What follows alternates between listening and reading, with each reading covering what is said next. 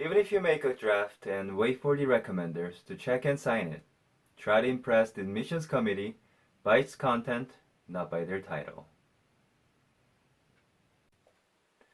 Thanks for checking into Studying Korea Dream. I'm your college concierge. As requested by many of you, today I'm going to talk about must-include information for your letters of recommendation. After you watch this video, I'm positive your letters of recommendation will look outstanding to the admissions committee. Before you watch this video, don't forget to like, subscribe, and turn on the notifications. It'll definitely motivate me to keep making informative videos for you. And if you want to improve your Korean, please follow my Instagram. You can learn a variety of Korean words and expressions in English every day. Just spend a minute a day and you'll be able to improve your Korean. I left a link in the description, so check it out. Alright, back in college, I had a lot of experiences where I asked professors to write a letter of recommendation. Most of them told me to show them a draft, and then they edit it before signing it. I assume many of you will probably be in the same situation. You might think this process of getting a letter of recommendation is such a nuisance, but it's actually a chance for you to make it more beneficial to you. It's because you can make its content perfectly fit for GKS. Then what kind of information should be included in the letter of recommendation? The answer is written in the form provided by the NIID. Let's take a look. Do you see the three criteria? First one, how long have you known the applicant and what's your relationship?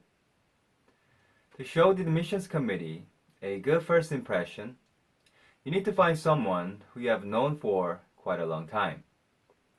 Many of you think it would be more helpful to get a letter of recommendation from someone in a high position, such as a principal or headmaster in high school, and a president, provost, or dean in college. That's a big no-no. In general, those who are in these positions are so busy dealing with policy making and can rarely make time communicating with their students.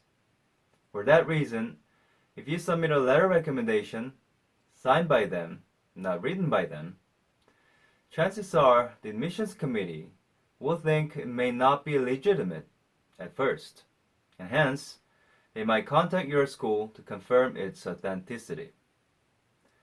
Also, as I already told you in my other videos, you don't want to make the admissions committee more tired.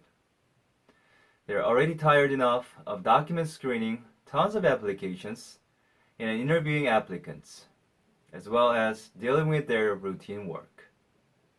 If you make them call your school, it means you're giving them more work to do.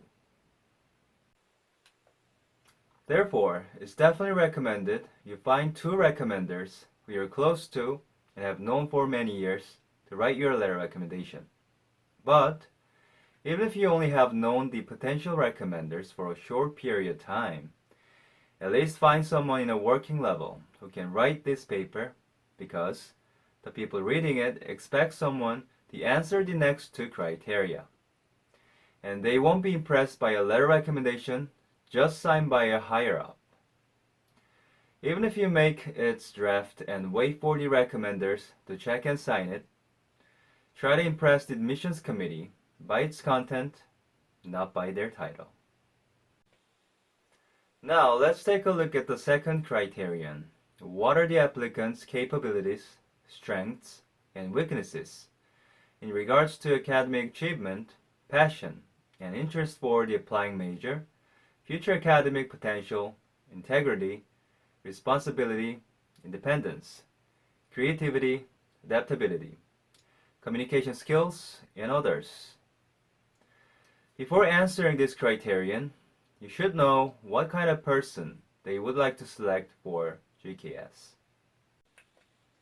First, they would like to know if you're eager to study the chosen major, and hence, the recommender should mention you have studied some subjects, have done activities related to the applying major, and have shown great performance. But it has to be specific. I suggest the people recommending you use numbers. Compare these two sentences. First, this person did a wonderful job in my world history class, and I found that he has a great interest in the Korean War. And second, there were 27 students in my world history class, and this person ranked second in class last year with a total score of 92 out of 100. And I found that he has a great interest in the Korean War. Which one sounds more appealing? The judgment is yours. Second, the admissions committee wants to know if you're independent and adaptable to the new circumstances. They're concerned you might get homesick and decide to withdraw from GKS. If so, it's a big loss for South Korea because it takes quite an amount of time, energy, and money to bring you to the country. That's why the NIAID sets a regulation where those who quit cannot reapply for GKS. Therefore, I suggest your recommender write your overcoming stories. It can be anything like conflict with other team members and how you solved the issues or how you managed to work on projects assigned by your recommender. Plus, if you have a story that you benefited from abiding by any kinds of rules and regulations, don't hesitate to mention it because the admissions committee expects GKS scholars to obey its regulations and to not make any fuss during their studies. Now, let's take a look at the last criterion. Please comment on the applicant's performance record, potential, or personal qualities which you believe would be helpful in considering the applicant's application for the proposed degree and research program. In this part, the people reading your letter's recommendation want to see if you can dedicate yourself to South Korea and your home country after finishing the GKS program. So, in the last paragraph of the letter of recommendation, I suggest your recommender emphasize your academic qualifications and traits, as well as mention how the GKS program can broaden your horizons. In addition, positive effects that you can bring to both countries should be illustrated through your experiences in Korea. I hope today's video helps you to prepare awesome letters of recommendation. Just a reminder that everything written in your letters of recommendation must be concise and in detail. And I'm sure a good letter recommendation needs quite an amount of time to be written.